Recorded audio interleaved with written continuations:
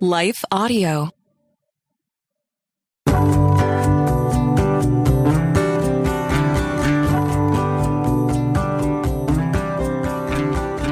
Hey, I'm Rob Teigen. And I'm Joanna Teigen. Rob and I have been married over 30 years and share an addiction to coffee, bookstores, and Christmas music. We often debate how many dogs are enough and who should win the voice every season. We're a neat freak married to a not-so-neat freak, an explorer to a homebody, and an introvert to a people person. But we do agree that our vows are for always, children are a gift, and prayer is powerful. Our hope through this podcast is that we can walk with you in caring for the soul of your family. Thanks for being here. So thank you so much, friends, for joining us today for the Growing Home Together podcast. Now, if you came over to our house today to hang out in our kitchen, you'd catch on pretty quick to the running joke between Rob and me that we've had for years. You see, each night I cook the dinner, and then Rob cleans up after the dinner, and then I go behind him and reload the dishwasher my way every time.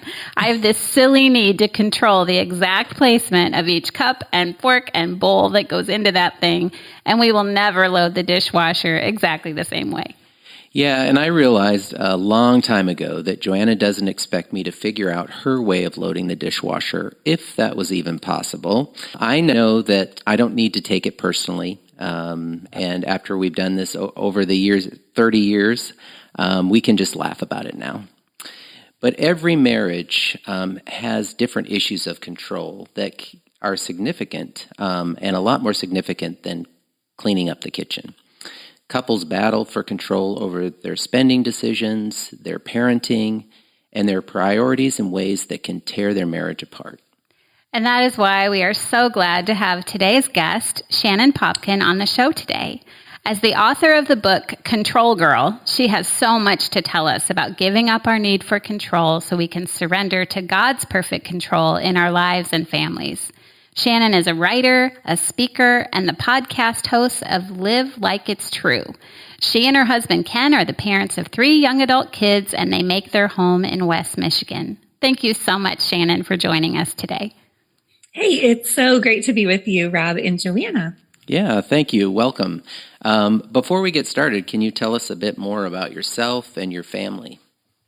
Oh, sure. So I think you mentioned Ken and I have been married for 25 years now. I can't believe we've crossed that 25-year mark, and we have 3 adult children.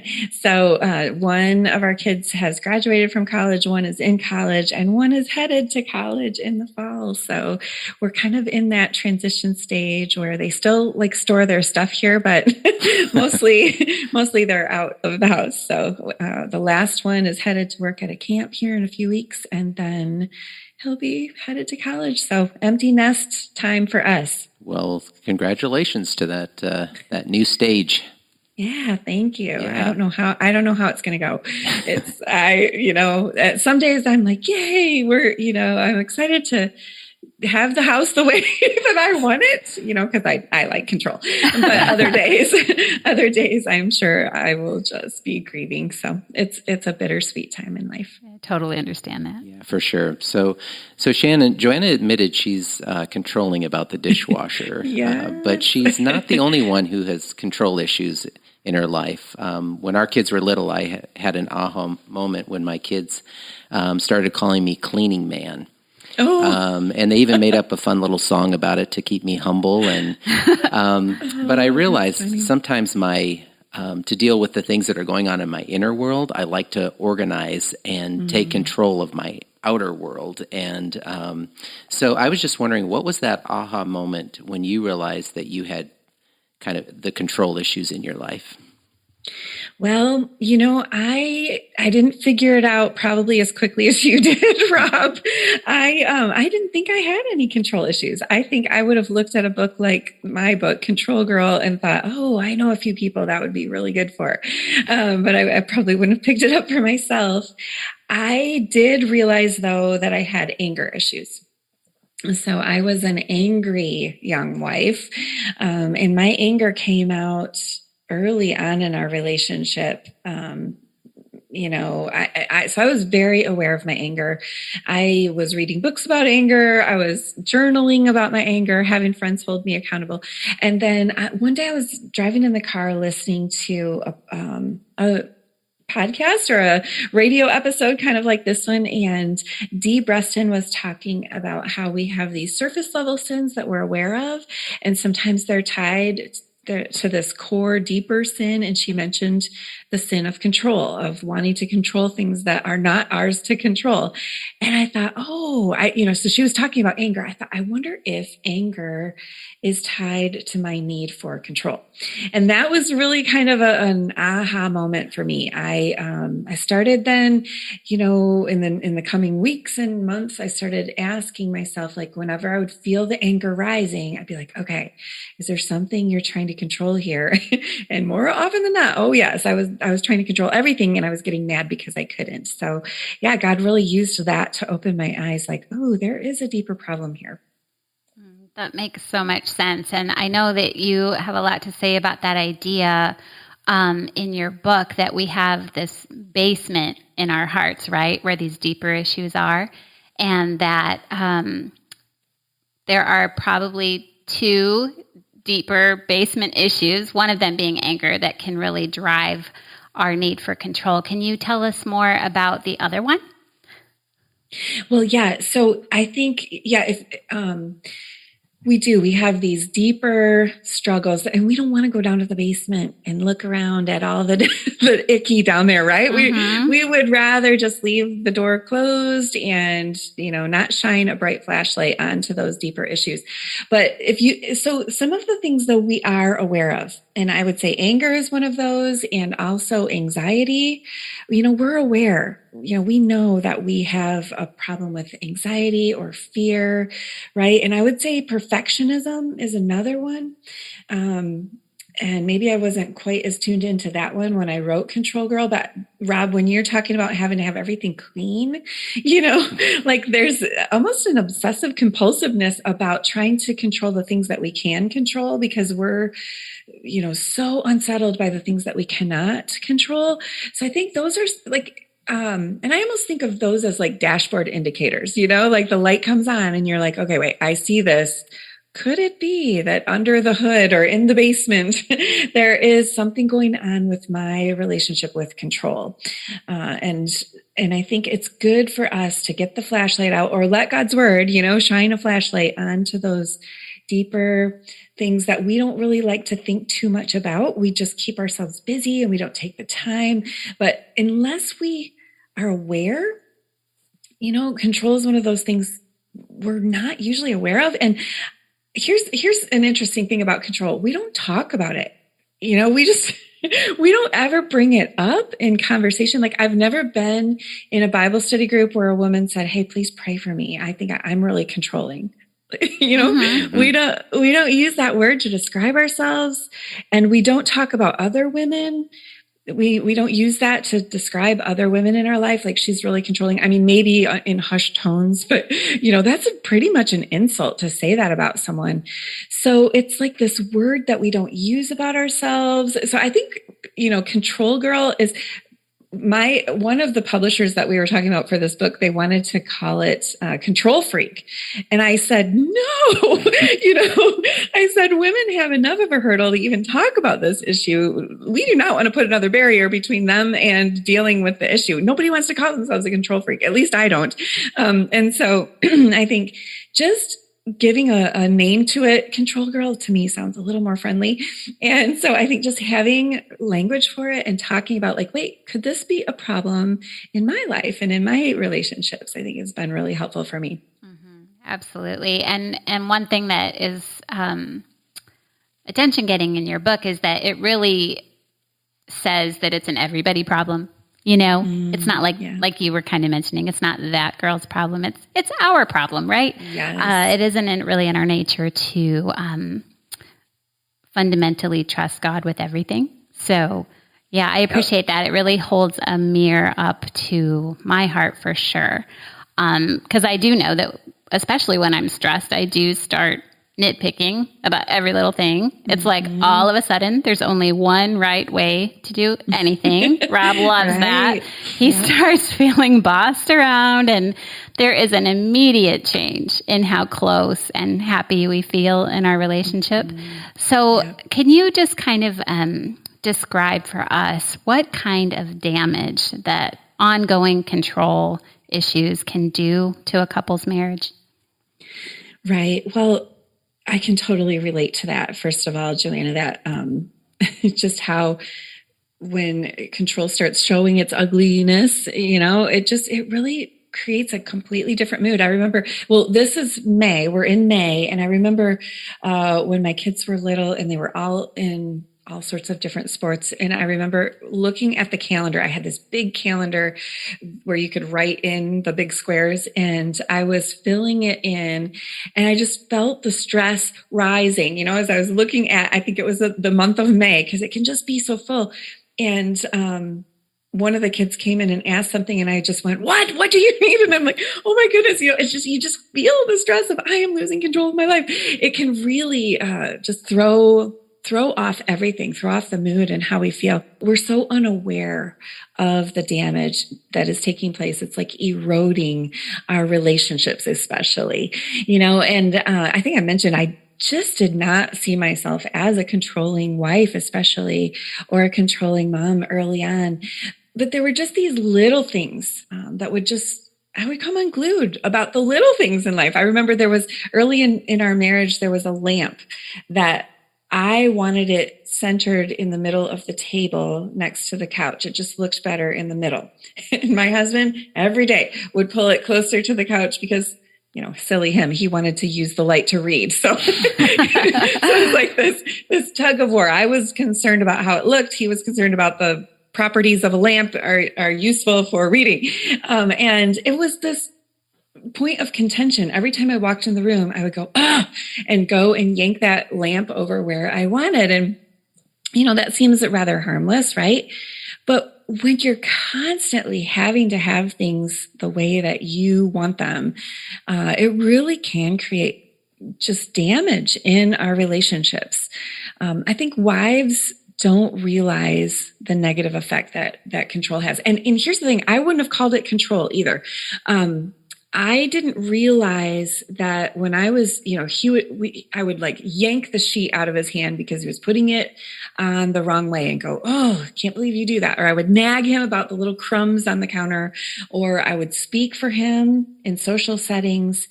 And I didn't think of myself as controlling, but really I was sending all of those things I would have maybe called, I don't know. They are under the category of disrespect. But I didn't put that together, that I was sending these subversive messages like, you can't do anything right. I am deeply disappointed with you. I am frustrated with you constantly. You are doing it wrong, right? And just that stress I was interjecting into our marriage. And I just didn't realize I was sinning against him. I didn't realize how offensive I was being. And I didn't know the reason for the distancing in our relationship had to do with all of those little things that were adding up. Mm-hmm. Yeah, absolutely. Yeah, that's good. And, I find I like what you're saying here, because I've realized over the years that oftentimes to control the things I can't control, because there's a lot of things in life we can't control, and especially in the marriage relationship, I can't force change on my wife and my kids and others, but in that attempt to try to control what I can't control, I lose control in the areas where I can control. If that makes sense, No, Rob, that's exactly right. I think that you almost quoted something that I said in Control Girl. It's like, I lose control of the one thing that I can when I'm trying to control the things that I can't. And the one thing that I can control is myself. So I lose control of me. There's a parenting book called Losing Control and Liking It. And he talks about there's basically two categories in life, the things that I can't control and the things that I can. And he suggests okay, so the things that I can't control, I should fold my hands in surrender. But the things that I can control, I should hold responsibility for myself. But controlling people, they do exactly the opposite. They try to, instead of holding responsibility for themselves, they throw responsibility out the window and they get really angry or anxious or fearful. They're like losing control of themselves, but they're trying to grip control over everything else. It's a very ironic, isn't it? It's a weird parallel. Yeah, and I think that's why it's so important what you were mentioning earlier in the show, that we get to the kind of what's underneath, because a lot of times when we're facing those emotional or those outbursts or whatever you want to call them, it's because we don't think we can control our emotions. We don't think we have control over them, but it is actually our attitude and our how we respond to one another that we do have control. So to kind of flip that on our heads and remind ourselves of that when we're in those situations, I think is helpful. And your book brings a lot of insight and encouragement in that area. But I think for couples, there's more than one way to control, and it's kind of easy to focus on maybe the stronger controlling person, I guess, in the relationship. But I know, Joanna mentioned her kind of bossy mom, bossy wife tendencies here and there, but I tend to go passive aggressive or maybe just passive. And so, and that can be its own form of control. So what would you say in those situations, how to respond to that? Yeah, I think women especially we understand how relationships work. I think we're gifted for relationships, right? We see that just in the way that God created the woman to be the nurturer of life. We're gifted for relationships. My husband will often say, like, I'll say, "Oh, did you see what was going on in that situation and that situation and that?" He goes, Were we in the same room? He just is oblivious to all of these interpersonal things, little idiosyncrasies going on. But women, we're gifted. We see it and we use it to our advantage. I think that we are more relational, and so we can tend to be more manipulative. We can press on those little things that gain us control. And so we really have to be careful. It can be a really subversive thing where we're not even aware of how much we're trying to take control. But I think, and it can be painful too, to start noticing and being aware of, like, wait, I am actually trying to control. I'm trying to control my kids. I'm trying to control my workplace. I'm trying to control, my husband. And passive aggressiveness. I can give you an example from last night. So we had an extra car and we don't at this point. And so now my teenage son and I, for the next 3 weeks, we're going to be sharing a car. And I said, well, it would have been nice if someone told me I didn't have a car yesterday afternoon. I went out to the garage and it was gone. And we kind of had shared some words about that. And I very passive aggressively said, well, fine, then I'll just pretend like it's not my car and you all can just go on your business and I'll just use my bike from this point on and pretend like I don't have a car. Well, my husband and son are not going to treat me like I am the one who doesn't have access to a car. But that was my way of, like, I'm trying to control the things. So I'm throwing in, well, I'll just be the one. Do you see that passive aggressive tone? Like, fine, then I'll just act as though I don't have a car. And I apologized. And, part of that though was my husband pointing it out to me and saying, the way that you said those things and the tone in your voice, he's like, Shannon, we've got 3 weeks left with him at home. Is this how we want to use this time? And so I think when we can have those kinds of honest conversations about, like, this is how it sounded, this is how it came across, did you hear yourself? This is what you said. Is this what you want? Those can be so helpful, but so hurtful. Mm-hmm. Also, we've worked really hard to get to the point where we can have that kind of communication. Well, the scriptures that keep coming to my mind are from James chapter 4, where it says, "What causes fights and quarrels among you? Don't they come from your desires that battle within you? You covet, but you cannot get what you want, so you quarrel and fight, and you do not have because you do not ask God. So I feel like if there's anything that puts a name to why we have conflict in marriage, that's it, don't you think? Oh, I totally agree. It all, like, I think the picture in Genesis 3 is just a picture of all of us, right? Why did God put that tree in the middle of the garden? I think he was asking, like, are you going to live and surrender to me? Are you going to let me be God? And if there's no restrictions, then we don't have any way of knowing if we're living in surrender and submission to God. And so one tree was off limits. And then it was the woman who reached out and took that fruit, took control. There were spiritual, spiritual implications. She knew that this tree was going to make her wise, like God, the serpent said. So she knew there was something about it. It had this like self-improvement kind of property to it. And so she knew that she was reaching for something. It wasn't just the way that the fruit looked. It was something she could get from it. She wanted control. She didn't want to live in surrender to God. And then look at how the text says she turned and gave some to her husband who was with her. And so we see him kind of passively letting this happen. I think, Rob, you mentioned passivity can be wrong, right? And so it was wrong for Adam he was the one who was given the instruction about this tree before Eve was even created. And so we want to see him like jump out in front and say, no, don't take the fruit. And he does nothing. And so in this way, they both refuse to surrender control to God. Mm-hmm. And ultimately, that's really what's wrong with all of us, is that we're all choosing to be our own God rather than live in surrender to God. And I think why do we do it? Well, I think we're convinced that we're better off on our own without God's instruction, without God's guidance. And we feel like we can make ourselves happier. We can create the happy ending that we're hoping for ourselves and for our families. We feel like we can take control. We feel like we should take control. And we're very, very deceived when we think this way.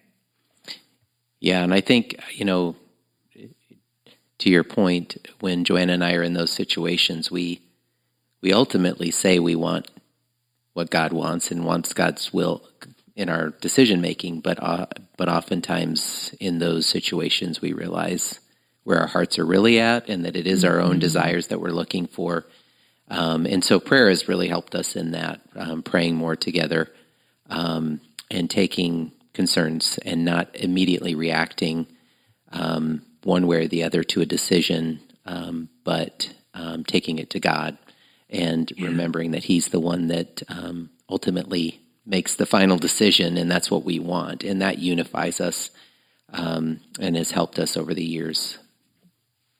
Yes, absolutely. Yeah, and like those verses too that you mentioned, Joanna, what causes these fights and quarrels among you? Is it not your own desires? Like this isn't coming from God. This is coming from that inside us, which is opposed to God. And so I think bringing ourselves under God's control is really the key to all of the things that we long for. So in my book, Control Girl, I studied the lives of 7 controlling women in the Old Testament. So Eve, Sarah, Hagar, Rebecca, Leah, Rachel, and Miriam.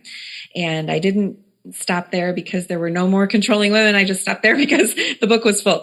But we could have gone on to look at other people in the Bible who struggled with giving God control. But what I noticed is these women, they were all doing exactly what we're doing. They were all reaching for control. They were trying to take control into their own hands because they felt like they could do a better job. They wanted to make things align to their own small-minded perspective of how everything should go. They were trying to create their own happy ending, and they were making everybody miserable in the process. And then the only way that any of them, like we do have some little glimpses of people who find the security and joy and peace that we're all looking for.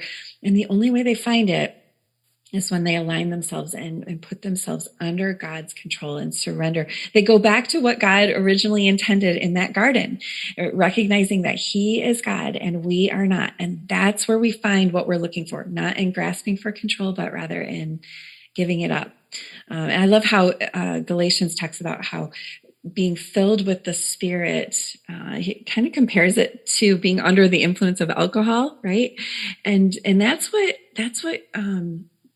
being filled with the Spirit is. It's like we do things that we wouldn't ordinarily do, in the same way that when you're, intoxicated, you do things that you would not ordinarily do. And so under the Spirit's influence, we're able to give up control. And one of the ways that we give up control in marriage is, this is a hard one, but wives submitting to husbands, right? Submitting, like, what if Eve, rather than reaching for that fruit, what if she would have said, Adam, I know you've been given instruction on this tree. What do you think? And invited him to invited him to be the leader in that situation and submitted to his idea rather than taking control and inviting him into her sin. We don't do ourselves any favors, wives, in being the spiritual leaders in our families. I think when we can align ourselves with God's instruction, God's pattern, we breathe so much more life into our relationships, and inviting our husbands to lead and submitting when we disagree, right? So I think there's only a call for submission when you disagree. When you vote and it's 1-to-1, then somebody has to submit to the other. And so I think that is one way that we come under the influence of the Spirit in marriage. Yeah, I'm going to switch gears a little bit here, but not too much, because our parenting definitely affects our marriage and things, and we're kind of navigating into the same stage that you are, where we're launching adult kids into the world. I don't think we'll ever be empty nesters, but it doesn't feel like it. Yeah. But we are launching our adult kids into the world, and it can be tough sometimes to let go of that grip, especially when your kids are making immature decisions or important decisions that you think maybe are in the wrong direction, or if they're rejecting your values. So as a couple, it can be hard to parent as a team in those times. So what advice would you give to couples to keep the stress of parenting from coming between them and affecting that control issue? Yeah, I remember when my kids were little, I think moms are super protective.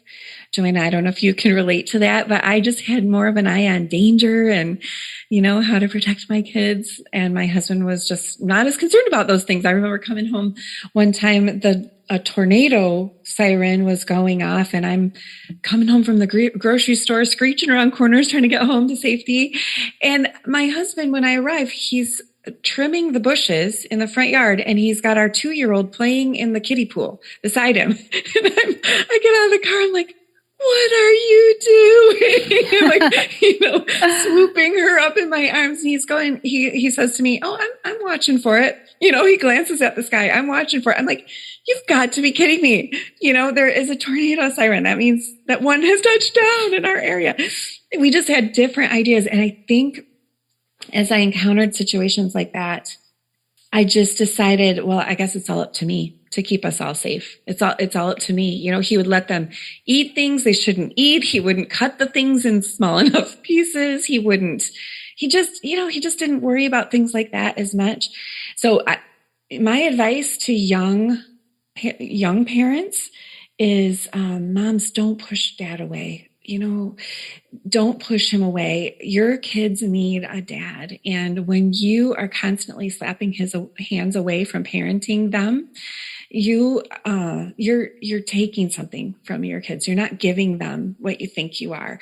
And I'll just say this, when my kids were teenagers, there were times, especially in raising boys, when it just became really tense between mother and son relationships. Mm-hmm. And it can be mother and daughter also, when our kids are flexing their independence. And so it became invaluable for them to have a dad. He just was more level-headed. His emotions didn't get in the way. He could parent them more effectively. I was the primary parent when they were little. He was the primary parent when they were teens. And there were times where I was just saying, for entire years, saying, you know what, you're going to have to talk to dad about that. Just deferring to his parenting. So my advice is like, don't slap his hands away when they're little. You're going to need that dad in their life. And maybe he doesn't do it the way that you would, but they're probably going to survive. They're probably going to be okay. Even if you feed some stuff that he shouldn't, or he does it differently than you, that's okay.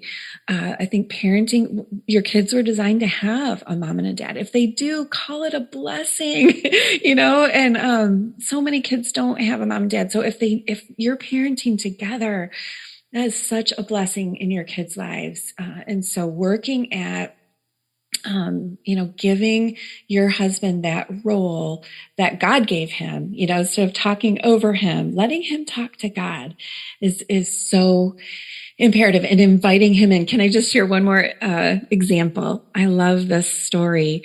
I was talking with a young woman who was really struggling in her marriage. She felt like she was holding all of the burden of parenting. She had now 3 little ones. And I said, hey, back up and tell me about your story. Back up and let's go back to the beginning. And what I learned is, well, they started dating because she initiated the dating. And then they started talking about marriage because that was her idea. She initiated. And they started having children because she also was initiating all 3 of their kids. It was her idea. And she really hadn't invited him to be a leader in any sense of of the word. And so here they were, and she wasn't happy with what she had created. She didn't like him just being passive about the whole thing. And so I said, it's not too late. You don't have to continue being alone in that leadership position. You can invite him in. And I said, just treat him as though he is the leader. Treat him like she worked. She had a boss. And I said, treat him like you would treat your boss in your home. Like, don't talk over him. Don't pretend that he has no opinion, or, don't just assume that you know best about everything. Treat him like he's the leader. And so she came back a couple of weeks later and she goes, Shannon, you're not going to believe this. She said one of their kids was not gaining weight. He was just there. They went to the doctor, and the child wasn't gaining weight like they should. And so she went home and she said, okay, I'm going to invite my husband's input on this. And she said, what do you think we should do? And he said, I think you should have him drink milk. And she was like, oh, I would never have come up with that idea, because our older one had lactose intolerance and I had just never given the younger one milk. But she thought, okay, I'm going to give this a shot. I'm going to let him have some input into parenting. And so she did the thing that she would never have done before and started feeding their child milk. And guess what? He started gaining weight.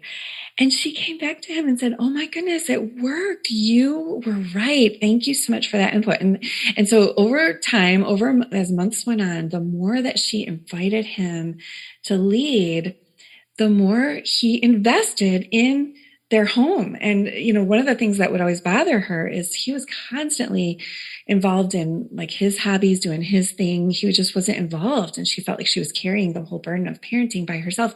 Well, now that he was investing in different ways, he was more invested with his time. And it was, so things were shifting. And so my encouragement is, God gave children 2 parents, a mom and a dad. And so wives, invite your husband to have more input, especially in those little years, and then really lean on him in the years where it can be more tense. Yeah, I love that. Thank you. Well, I'm sure that Rob could tell you all kinds of stories that prove I am not a perfect wife. And quite a few of those would have to do with me parking the car, okay? I scraped our van on the side wall of the garage. I backed into other people's cars in our driveway. And I, this winter, tried to pull out of the garage without opening the door first. That was awesome. And I'm kind of surprised at this point that Rob's not deciding to take control and just start parking the car for me every time I come and go. But, every spouse is married to an imperfect person, right? And some of those imperfections can even be significant growth areas for a spouse. So how do we respond to those weaknesses without just trying to fix them or give up and just take over? Well, I think, the key word is respect, right?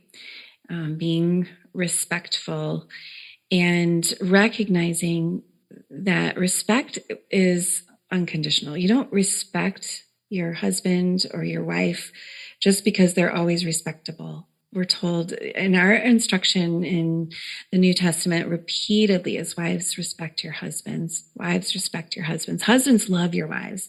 But wives, respect your husbands. And I think the instructions go to what we don't do naturally, right? Women naturally love their husbands, and respect is harder. And so for me, it was really key in treating my husband respectfully. Was I just thought, well, I'm going to respect him when he deserves it. I'm not going to be respectful if he doesn't deserve it. But no, that's not our instruction. And I remember reading Shanti Feldhand's book, For Women Only, and putting it together that my controlling behavior, my husband was perceiving that as disrespect. And I decided one time we were going on a date night, and I decided going into it, all right, I'm going to not I'm not going to try and control anything. And it's funny you bring up driving, Joanna, because I like to just, be the second driver in the passenger seat. I like to. Oh, you can't relate to that at all, can you, honey? No, I don't know what you're talking about. So I just decided on this day I wasn't going to give any input. I was just going to let him park the car wherever he wanted to, all these things. And so I didn't give him instruction on how to get to the mall. I didn't give him instruction on and there were several times I thought, oh, he just passed a really good parking space and things like that. And then I didn't try to control where we went first, or, I think we were going to shop a little bit and have dinner at the mall. I just kind of let him, talk about what he wanted to talk about. I did have things I wanted to say, but I just let him kind of lead the evening. And afterward, he, about, 3/4 into the date, he leaned forward and said, "This has been the best date." I thought, oh man, I didn't realize how much I'm impacting our relationship negatively by trying to control it all. It's so true, right? But again, I think it's most difficult. You're talking about when there's some really difficult behavior or negative. And so that, that gets into, we don't want to just, if there's some abuse going on in a marriage, if a spouse is sinning, I mean, all spouses sin, right? All spouses sin. But if there's something where, you called 911 and the police would have an issue with your husband's sin, well, then you need to call 911 and involve other people. That is just that God is not endorsing sinful behavior that is illegally sinful behavior.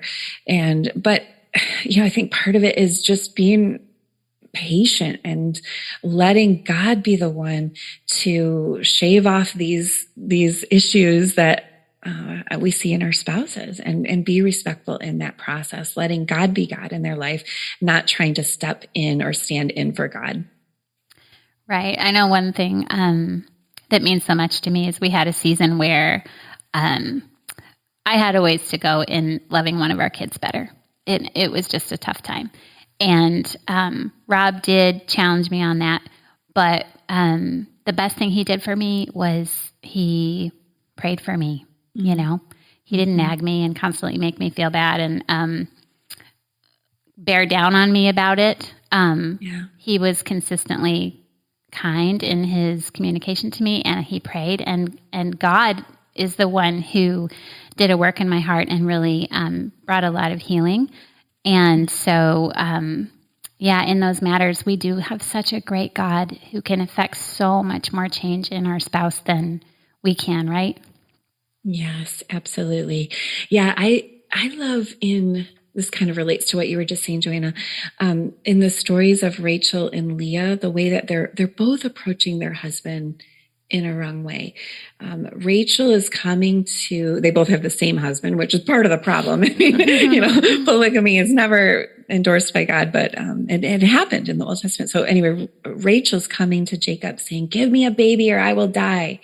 So she's like coming saying, I need you to be this in my life, right? And then Leah is having baby after baby, and she's looking at these little babies and saying, oh, maybe this time my husband will love me. And so she's coming, she's longing for her husband's approval and affection. And both of them, it's a little bit different, the way that they're coming to their husband, to their spouse, wanting that spouse to be like God for them.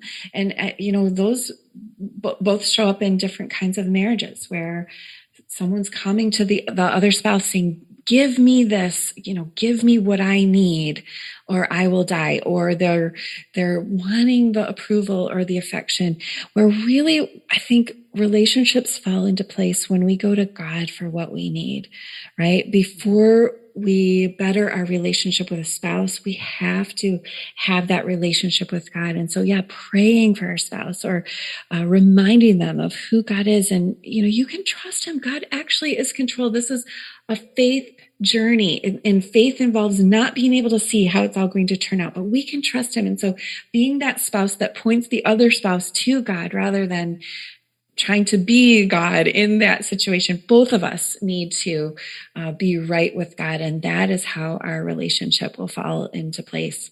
Mm-hmm. Yeah. Well, we just had one more question for you today. I'm sure lots of us in this space today are carrying some regret, right, over the hurt that we've caused by our controlling words and actions. And we were wondering what you would tell someone listening who is carrying just guilt or is wondering if it's too late to make a change. Oh, it's not too late. It's not. I have that issue. I have a lot of guilt, because I look back at my young family. Oh, I was pumping so much pressure into our family by trying to be perfect, trying to create a perfect family, trying to make it all turn out right, and making everybody miserable. And we still are dealing with some of the aftermath of that. But, when I look back at these people in the Bible who made the same mistakes, I just see how God can redeem it. Like, none of them came from perfect families either. And none of them were able to create the perfect family. All of them were broken. And there are so many evidences of controlling women, especially in the Bible. And so, the Bible is not a story about people who get what they deserve because they did it all right.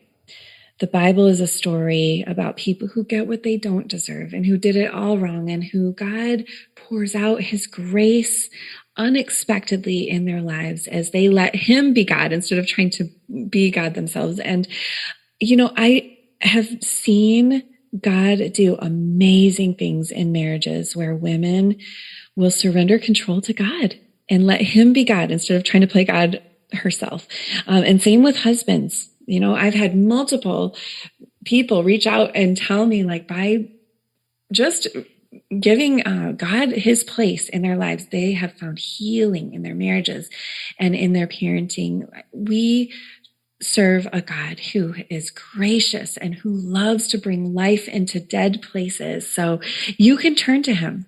You can come to him hopefully and with great expectance that he can turn things around. He can breathe life into the most dead, seemingly dead relationships, and not immediately, we can't turn things on a dime, but if we will consistently go to God with our cravings and our desires for peace and security and joy, if we will come to him to get the things that we need, and recognize that he's in control, then it frees us to be the kind of spouse or parent that God wants for us to be.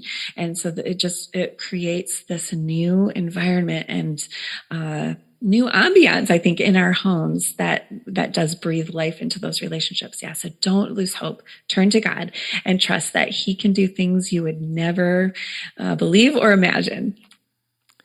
Yeah, for sure. Shannon, I feel like you've given us a lot of hope today that we can let go of the areas that we control, whatever that might be, and reach a whole new level of peace in our marriage. Would you be willing to pray for our listeners right now that they can find rest in God and healing in their families today? Oh, I would love to. Lord Jesus, I pray for the husbands and wives who recognize that they've been trying to control what is not theirs to control. None of us can control other people. None of us can control outcomes. None of us can control our environment and make everything airtight and safe. All of us are invited to surrender control to you and let you be God. And I pray that in big ways and small ways that we would trace our finger all the way to the end of the story and recognize that you are in control of how it all turns out. You ultimately are in control of the rest of the story. And so we can skip back to the page where we are in the journey and trust that you'll control today also. We can trust you. And that I pray that we'll do a better job of wives submitting to husbands and being respectful to husbands, and husbands being respectful of wives, recognizing that we're different and we're not going to think the same or do things the same way. But I pray that we would be mutually submissive one to another, as Ephesians instructs, and that we would invite you to be the Lord of our homes. Lord, we just pray for peace and security that comes only in knowing that you are God and we don't have to be. In Jesus' precious name I pray, amen. Amen. Thank you so much for that, Shannon. Now, I know our friends are going to want to learn more about your book and the other great resources that you have to offer. Can you tell us the best way for us to connect with you online? Sure. So come to controlgirl.com and you can hear about my study, Control Girl. And I will say that I have heard from male readers also, husbands who want to read this book and understand their wives a little bit better, or their daughters. And so come to controlgirl.com, and I do have some free resources. I have there's a Control Girl mom pack of meditations and prayers for moms, and a bunch of other free resources that you can sign up and receive. Yeah, that's great. Thank you so much. We really appreciate you taking the time to join us on the podcast today. Oh, it's been so great. Thank you so much, Rob and Joanna. Thank you. And thank you, friends, for joining us on the podcast. We would love to connect with you over at growinghometogether.com, where you'll find all kinds of resources to help you connect with God and each other through prayers, devotionals, and quality time tools. At Growing Home Together, we're caring for the soul of your family and growing home together with you. Bye. Bye.